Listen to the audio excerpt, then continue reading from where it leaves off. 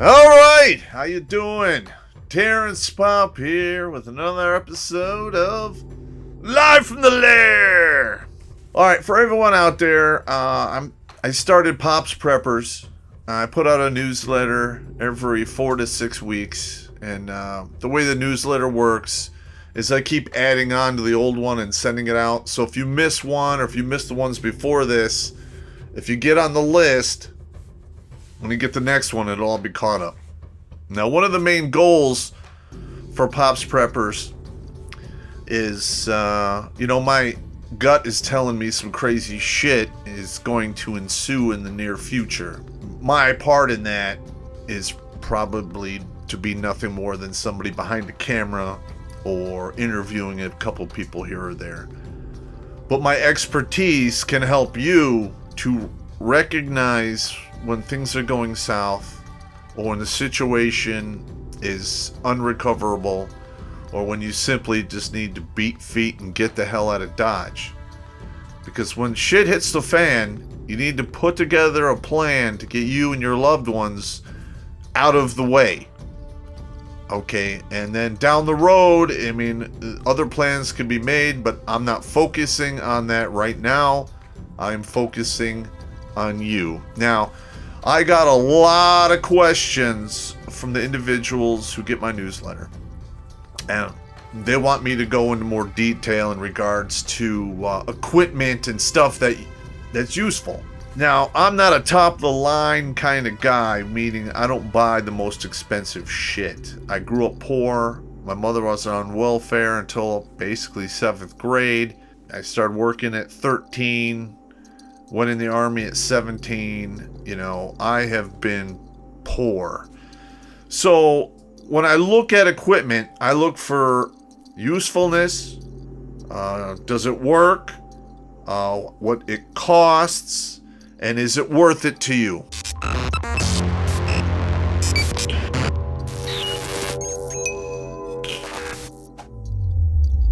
So let me get this straight. I gotta spend 2.5 years on books and tuition to take useless bullshit just to get at my core classes? Space Ghost is on, you can suck my dick. You got any ungrateful relatives? Well, me too. So buy them something worthless. Get them this book. At the end of the day, they will thank you for getting them something that's priceless. Good advice. So click on the link in the description and learn for yourself why college is a complete waste of time and money. Now, a lot of people ask me some questions in regards to optics. So we're going to be going over one of the sites I go to from time to time in regards to, buying optics. And it is basically Opticsplanet. Let's see if I can get this to fit in here a little bit better. I'm still getting used to all this. Here it is right here. Okay, now, of course, everyone asks me for optics, i.e. scopes, for rifles. So let's look over here for rifle scopes. Alright, now, they've got a whole ass load of scopes here. Now, ideally, I always recommend a mil dot reticle. There's several different types. Or an MRAD. It's a different type of reticle. It's very similar to the mil dot. If you can figure out mil dots, you can figure out MRADs. Okay. So right here we have a lot of the ATN stuff. It's night vision stuff, day and night. ATN puts out a pretty good scope for the price range. Their night vision, it's good for hunting pigs and stuff, if that's what you're going to do with it, but you never know. Now, let's see if we could find a first focal plane scope. Okay, so we got some here. Here we go, first focal plane. Now, one of the best deals there are right here is the Diamondback first focal plane rifle scope. Now, what they mean by first focal plane is when you zero the rifle, say you zero it at 300 meters, and you have it set at 10 power. You could turn this one all the way up to 24 power, burn in, make the image bigger, and you're not going to mess with your zero, and the bullet is not going to really jump around. And then you can adjust from there in regards to, the mil dots or MRAD, chevrons on the scope. All right, now over here, this is the 6x24x50, and right next to it is the 4x16x44. All right, you'll see the price here. All right, this one, I mean, it's $50 more. So for $50, you're gonna get a larger opening here. The bigger this is, the more light comes into the actual scope, and it'll go to 24 power. Now, ideally, 24 power for what you need it for, if you're staying, in a 30 caliber range or slightly below, 24 power isn't really necessary. So it's nice to have. I usually will zero mine at 10 power, and then I'll dial it up to like maybe 15 or 16. Sometimes I've gone higher, depending upon the climate conditions and so forth. All right, now we're going through here now. They got primary arms, which, it's not really, it's okay. It's a step down. It's actually 2 steps below the Vortex. I mean, they're okay, but it could be better. Okay, and then, here we go. The Vortex Strike Eagle, which is 5x25x56, first focal plane, $700. Now, if you go directly to Vortex and you have a military ID, a military retirement ID, or are a police officer, you can buy this stuff for like 40 to 50% off. So whatever you're seeing here, you can pick it up directly from them, like 40% cheaper, which is a significant savings. All right, and like you can get pretty pricey here on the scopes. The EOTechs, $2,000 for a 5x25x50 first focal plane scope. Listen, EOTech makes good stuff, but that is really expensive for one scope. Like, I could envision a thermal scope around there, or maybe I'd go like maybe 1,000 or 2,000 more if you want to do a thermal. But thermal's an absolute bitch because it's really hard to hide from. Barska, they're okay. They're like 3 or 4 below Vortex. Now, Sightmark puts out some good stuff as well. Okay, I am not up to speed on their first focal plane scopes, but they have a couple of what is the one I'm looking for? It's like an EOTech scope that just shows you the halo markings.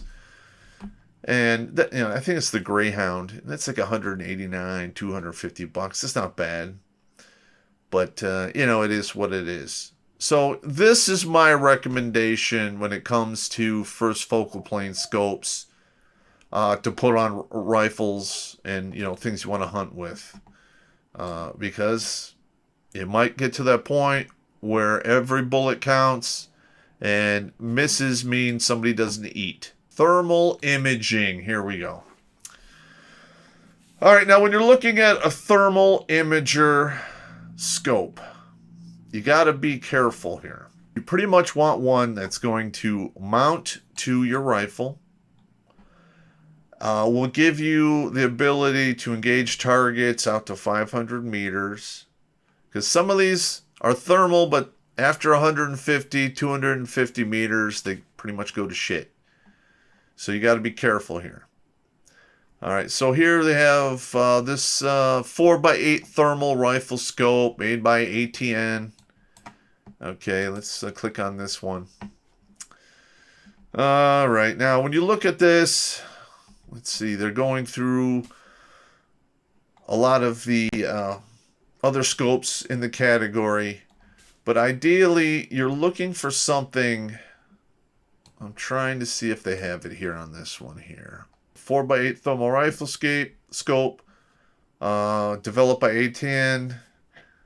Okay, for $1,300, my guess is this one is good, probably out to 300, 400 meters tops. So it is what it is. Okay, here's the pixels, the display resolution, the refresh rate, multiple reticles. You can usually swap them out. Eye relief, 90 millimeters, rings, weather resistant. Yes, it's not the same as waterproof. Water resistant means if you're out in the rain, it's going to get in your system. It's resistant, not proof. So be careful of that. Let's get a one-shot zero. I don't really think that's going to work out too well. You might, when it one-shot zero, I don't know. It could be a problem. But, yeah, this is like a bottom-of-the-barrel thermal scope. This one, it's more suited, like they say here, it'll go on crossbows and air rifles and other platforms, because you're not going to get the long ranges out of this like you will with some of the more expensive ones. Now, I know I just said expensive, but that's just the way it is. Now let's check out this one by Burris. Burris makes some good stuff as well. Their rifle scopes are good. I have several mil-dot 10 power Burris scopes that are waterproof, and they worked out quite well. It's not really giving you a range here. Let's see, 400 by 300, not so good. 3 to 5 hours. Zoom range anywhere from 2 to 4. Let's see, high resolution screen.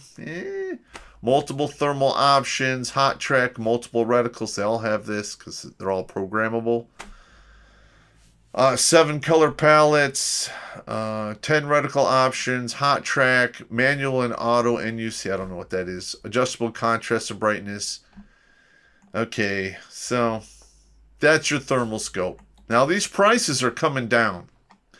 5, 10 years ago, for you to get a thermal scope was anywhere from 5,000 and up. Now you can get them on the relatively cheap. $1,300 for one that's good for like 300 or 400 meters. And you're just gonna have to figure out what works for you, and then make sure you do your shopping. All right, because it's a lot of money to use on something you're not going to be happy with. So make sure you do your due diligence. All right, now we're going to go back, and we're going to go to one more here for sport optics. And the next one is red dot sights. Okay. All right, now here we go. There's a lot of, like the Trigicon, they want $550. For a red dot scope, that's way too much. Here's a Vortex here for, $250. 1 by 26, which means it doesn't magnify or anything, but it is what it is. It's mil dot, or it's a red dot. And red dots are good out to about 350, 400, meters tops. You're not going to get sniper precision out of these, nor should you try. Okay, but a lot of people, they like their red dots. Now, my thing is this. Red dots are good. But if it takes a battery, when you need it most, it will fail. Because Murphy always shows up to put it in your ass. Okay? Now, Murphy is usually called to the scene by Whitey, and Whitey works for the man. And whenever any of them show up, it never goes well. All right, they have a whole bunch here, so I'm not going to go through them all. So you got to be careful, though, because some of these are going to, hit you for a lot of money, and you're really not going to get the value. Okay, now Aim Point, okay, EOTech, they have military contracts. They've done a lot of business over the past 20 plus years with the military, and that's why you're seeing these so pricey here. Okay, because if the military is using them, everyone else and their mother wants to use them. Okay, so be careful. All right, now, I mentioned when I talked about the last video about the ammo and what have you, and I got a lot of email from people like, I would never shoot that Russian stuff in my gun. It's just terrible. Okay. Let's just wrap our head around those statements for a minute. All right. Yes, they are Bardeen primed. So to get detonation, you need to have a firing pin that will be able to strike deep enough to detonate the primer to make it go off. Now, with the standard firing pins we have here in the Western world, primarily America, are not geared for Soviet ammo. And I got a lot of people who asked me in regards to Soviet ammo. All right, now I've shot all kinds of ammunition. And yes, if you're using the Chinese Norinco ammo, your quality is all over the map. All right. But as of late, like the past 5 to 10 years, Wolf and Red Army have really gone a long way to improve their product for the West. But most of their stuff still is Bardeen primed. So if you're going to buy 5.56 or you have an AR-10 platform that uses basically an AR-15 that uses 308, you want one of these. All right. This is firingpins.com. And you can read it right there. We'll go to it. Firing pin for Wolf and Russian ammo. There we are. We're going to go through all the pictures of the firing pin. It looks like any other firing pin, except it's just a cunt hair longer. And that's enough to make it work. All right. Now you can go to firingpins.com. They have firing pins for virtually every platform out there. If you have a different platform and you want to use Russian ammo, look on this site for a firing pin for the weapon system that you have, and you are cooking with gas. Okay, now I got another one. Actually, this wasn't one email. I got a whole bunch of emails from people in regards to body armor, Kevlar vests, and what have you. I'm going to answer some questions here, but first I want to qualify that body armor is not like the armor worn by Iron Man. You still have your arms, your legs, your lower torso, and your head, your neck. Everything else is exposed. All right. So if you're looking at body armor to be a primary defense mechanism, you're out of your goddamn mind. All right. So yeah. Okay. So say you have a bulletproof vest and somebody shoots you where you don't have bulletproof protection. All they really got to do is hit an artery. You are going unconscious inside of 90 seconds, and you'll be dead in 5 minutes. And that is, on the conservative side. Now, if they hit a major artery, you're unconscious in 30 seconds, and you're dead in a minute and a half. So, yes, we're going to look at some Kevlar vests here, but I want to make sure you know this up front. All right, so here we go. Good old eBay. All right, you can go on eBay here, And you can get some good deals. All right. Now, ideally, if I buy, bulletproof vests from here, you can find used ones from Second Chance or something like that. No problem. Now, you have the AR 500 tactical plate carrier, which is 3+ body armor made with Kevlar bulletproof vest. Okay, it has Kevlar backing, but these are steel plates. These are very heavy. So if you have to walk where you need to go, or God forbid you need to run for cover, all of this extra weight is going to hurt you, not help you. Yes, these plates, they'll stop bullets all day long. Pretty much the only thing that'll go through one of these,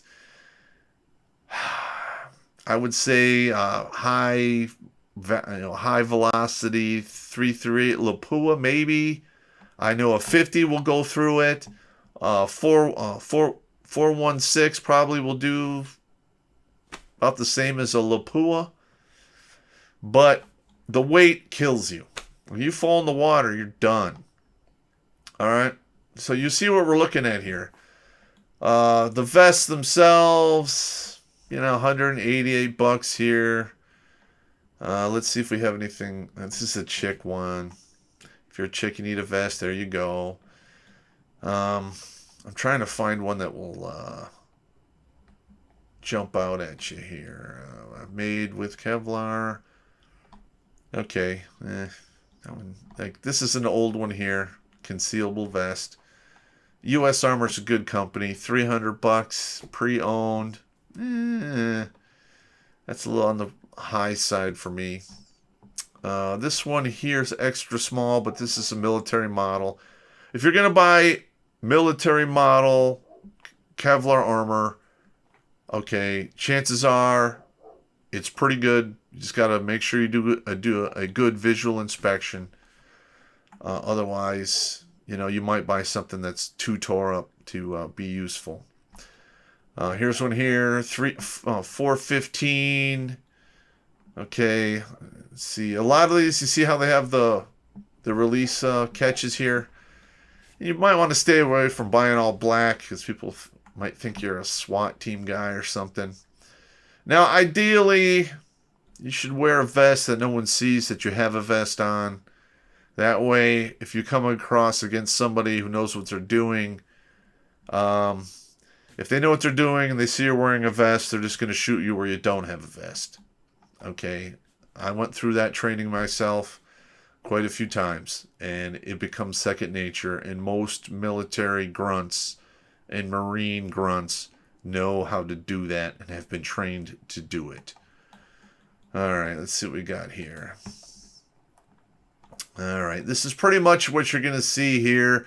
You might be able to find something similar on another site. I'm just using eBay here because it's easy. Alright, let's look for, let's see, Ballistic Plate. Okay, these are the soft plates. More of, like this here, this is for cops or home security. It's just a plate you hold up in front of you and, yeah, it works. But it's heavy. Okay, now we're getting into the standalone ceramic plates. Now each plate's 5 pounds. It's 10 pounds of armor. You're just going to have to make a decision if it's worth that to you or not. All right, here's the hard plates. These actually are good 3A plates. I've tested these in the past. Here's this AR 500 level 3 body armor. This stuff is very heavy. I'm not even going to click on it to show you. You guys can look for yourselves. Okay, let's see what we got here. 6x. All right, these are the 6x6 side plates. All right, if you buy these 6x6 side plates and you have the 2 other plates in and all the other horse shit, your vest is now to the point it weighs so much, I would say that it's not worth wearing. unless you're in a vehicle or static. Yeah, okay. But if you need to move around, having that extra weight, it's not going to work for you. All right, I'm not... Oh, here we go. What's this? Yeah, this is what I'm looking at right here. All right, now, this is a new plate that's coming out into the market. Now, the jury is still out on these. I have heard many different stories about quality here. Now, these ones here roughly run anywhere from 2 to 4 pounds, depending upon who makes it. But the thing about these plates is they float. They're not like the steel plates or the ceramic plates. If you have those in your vest and you fall in, deep water, you are going down. These these plates float. So if you're fucking around on a boat and you need to wear an armored vest, that's a plate for you. All right, you might want to do your research on the different companies that make these. But, I have definitely, screwed around with some of this stuff. And out of the 4 plates we shot at, 3 of them were effective, 1 wasn't. So I need to go write down the models of those, or call my buddy and find out the companies that made those different plates. But at the end of the day, this is your equipment for your prepping needs. You need to take it serious because it's your ass on the line here. It's not mine. Just saying. Okay, and this is an old military vest here. You're going to see this on eBay. It's not a bad deal.